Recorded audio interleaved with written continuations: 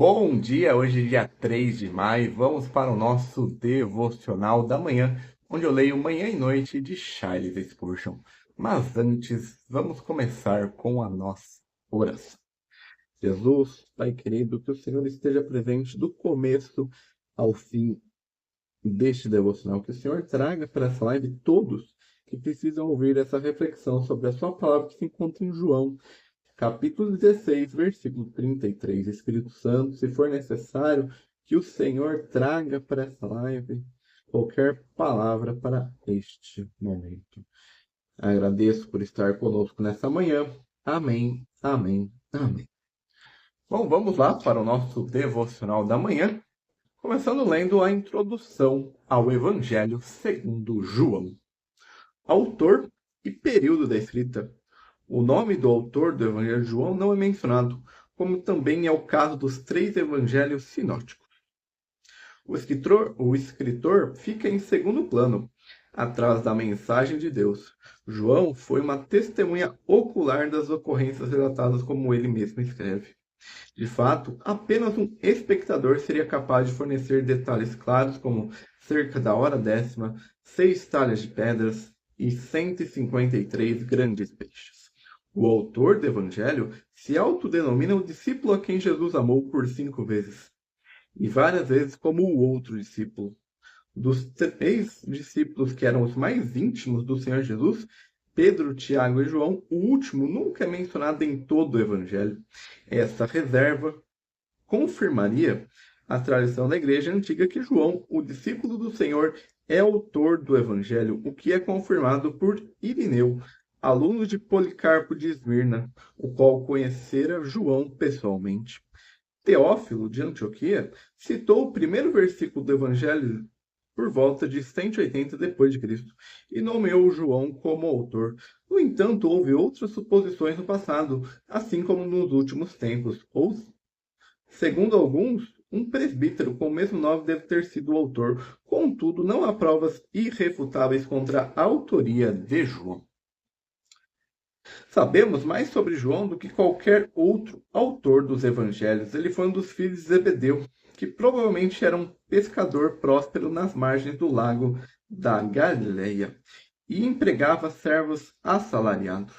A mãe de João e Tiago era Salomé. Ela pediu ao Senhor Jesus que seus 2 filhos se assentassem à sua direita e à sua esquerda em seu reino. O chamado de João para ser discípulo do Senhor é descrito no Evangelho Sinóticos. João e seu irmão Tiago estavam cheios de zelo pelo Senhor Jesus. Provavelmente é por isso que eles o chamou de Boanerges, filhos do trovão. Lucas relata 2 ocorrências em que João mostra grande zelo. João, seu irmão Tiago e Pedro pertenciam ao círculo interno dos apóstolos. Somente esses 3 tiveram a permissão para estar com o Senhor Jesus na ressurreição da filha de Jairo, na transfiguração no monte e no jardim do Getsemane. Pedro e João foram enviados para preparar a última Páscoa, e eles também foram os primeiros discípulos que Maria Madalena encontrou no dia da ressurreição do Senhor Jesus e que viram o sepulcro vazio. João estava mais próximo do Senhor Jesus no cenáculo em Jerusalém quando os discípulos se encontraram pela última vez, e finalmente ele foi o único a estar esperando de pé, próximo à cruz de seu Senhor. Também foi ele quem primeiro reconheceu o Senhor quando apareceu a eles no mar de Tiberíades. Após a ascensão do Senhor, encontramos João juntamente com Pedro testemunhando pelo Senhor Jesus nos capítulos 3 e 4 de Atos. Depois o vemos como representante dos apóstolos em Samaria. De acordo com Gálatas 2, versículo 9, Paulo encontrou João em sua segunda visita a Jerusalém. Depois disso, João mudou-se para a Ásia Menor, Éfeso, onde é provável que tenha ficado até a sua morte em uma idade muito avançada por volta do ano 100 depois de Cristo. Porém, essa estadia foi interrompida pelo seu exílio na ilha de Patmos. De todos os livros da Bíblia, o Evangelho de João provavelmente é o livro que foi escrito por último. O conteúdo e a estrutura deste evangelho pressupõe a familiaridade com os 3 evangelhos sinóticos. Segundo a tradição, este evangelho muito especial foi escrito no final do 1º século depois de Cristo. Assunto e propósito dos escritos. Nenhum dos evangelistas tinha a intenção de escrever uma descrição completa da vida de Cristo de acordo com os princípios humanos. E, no entanto, os três primeiros escritores do Evangelho apresentam a vinda e as ações de Jesus resumidamente, desde seu batismo no Jordão até a sua ressurreição e ascensão. E é por isso que são chamados de evangelhos sinóticos. O propósito do Espírito Santo no Evangelho de João é outro. Dos 30 milagres listados no Evangelho sinótico, João menciona apenas um, a alimentação dos 5.000 no capítulo 5. Mas João descreve 6 outros milagres que não são mencionados em nenhum outro lugar. Isso toma 7 milagres. 7 é um número divinamente perfeito e suficiente. No entanto, João não os chama de milagres, mas sim de sinais. Ele dá razão para isso no capítulo 20, versículos 30 e 31. E muitos outros sinais que não estão escritos nesse livro verdadeiramente Jesus fez na presença de seus discípulos. Mas esses são escritos para que possam crer que Jesus é o Cristo, o Filho de Deus, e para que, crendo, tenha vida através de seu nome. Essa afirmação de João é uma boa descrição do assunto e do propósito de seu evangelho. O Senhor Jesus é Filho de Deus. Encontramos o título Filho 29 vezes no Evangelho de João, das quais 10 vezes é descrito como Filho de Deus. Uma linguagem simples, quase infantil, com um vocabulário de cerca de 700 palavras, João nos comunica a verdade exaltada de que a palavra, o eterno Filho de Deus, se tornou carne. Portanto, ele não menciona nada como a genealogia, o nascimento ou a infância do Senhor Jesus. Em vez disso, o primeiro versículo do Evangelho leva o leitor de volta à eternidade. No princípio era a palavra. A eterna pré-existência do Filho de Deus é mencionada em João 8,58, no capítulo 17, versículo 5 e no versículo 24. O Evangelho nos fala apenas de alguns milagres do Senhor Jesus e João os chama simplesmente de sinais. Tudo isso serviu apenas para revelar a onipotência divina do Senhor. O homem, Jesus Cristo, é ao mesmo tempo o Deus eterno que, como o Senhor Jeová, no Antigo Testamento dizia a si mesmo, eu sou o que sou. Quando o Senhor Jesus foi levado cativo, ele disse aos soldados, eu sou ele. Eles recuaram e caíram no chão. Ele é o único a afirmar, eu sou o pão da vida, eu sou a luz do mundo, eu sou a porta das ovelhas, eu sou o bom pastor, eu sou a ressurreição e a vida. Esses são os 7 eu sou. 7 é um número muito presente no Evangelho de João, como a gente foi citado, que o 7 é o número perfeito, o número ligado a Deus. João menciona várias vezes que o Senhor Jesus, Deus, deu a sua vida voluntariamente. É por isso que este evangelho não menciona o tempo de oração no Getsemane. O Filho de Deus tinha poder para dar a vida e teve poder para tomá-la novamente. Os poucos incidentes registrados por João estão em ordem cronológica.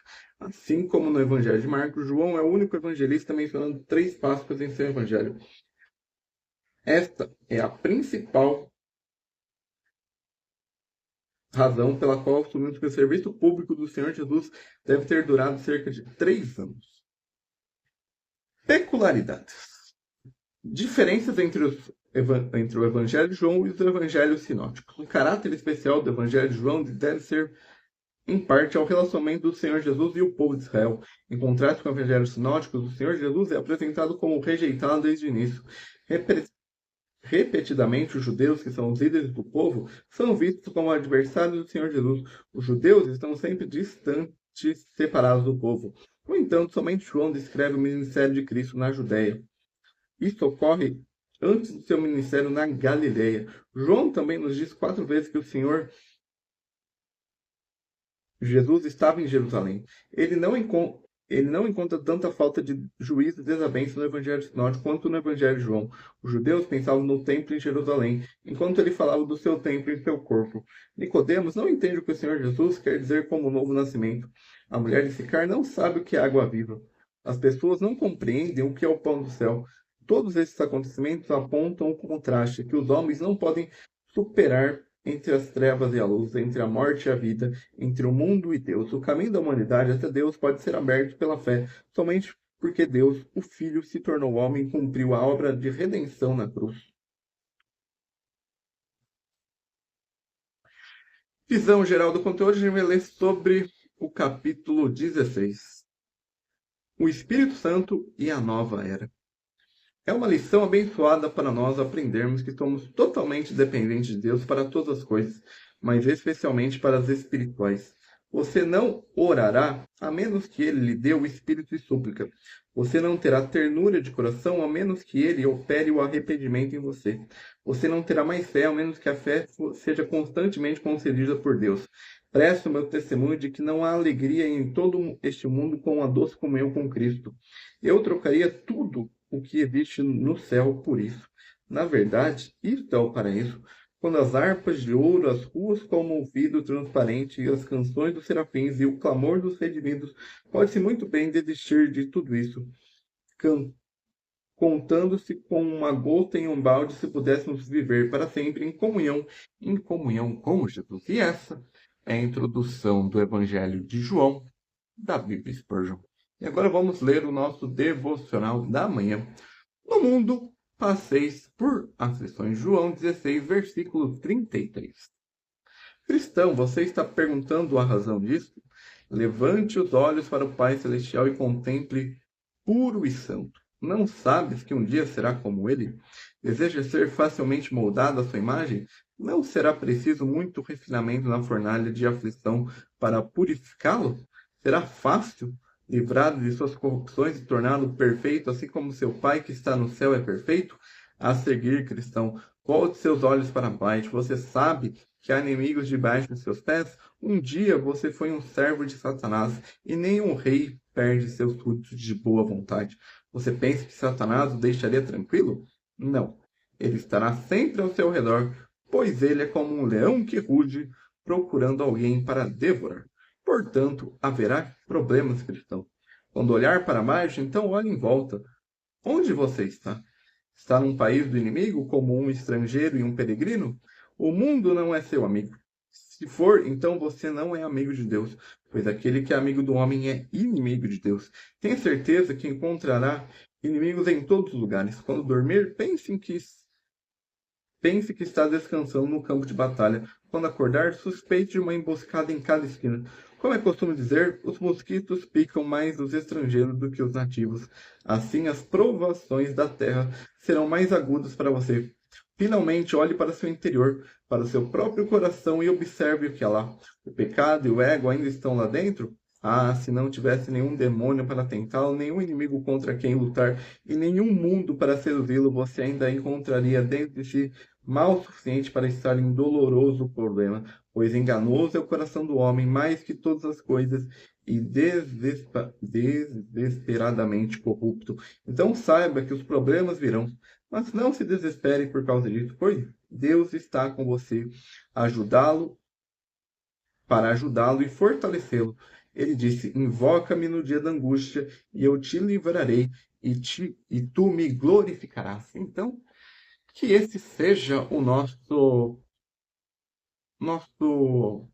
nossa receita de bolo para os nossos dias ruins, para os nossos momentos de aflição que nós invocamos no nome de Jesus.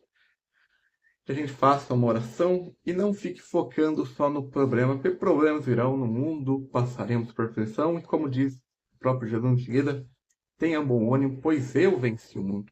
E esse é o nosso devocional da manhã. Mais tarde a gente tem lá no TikTok o devocional da noite. Então tenha um bom domingo, um bom início de semana e até o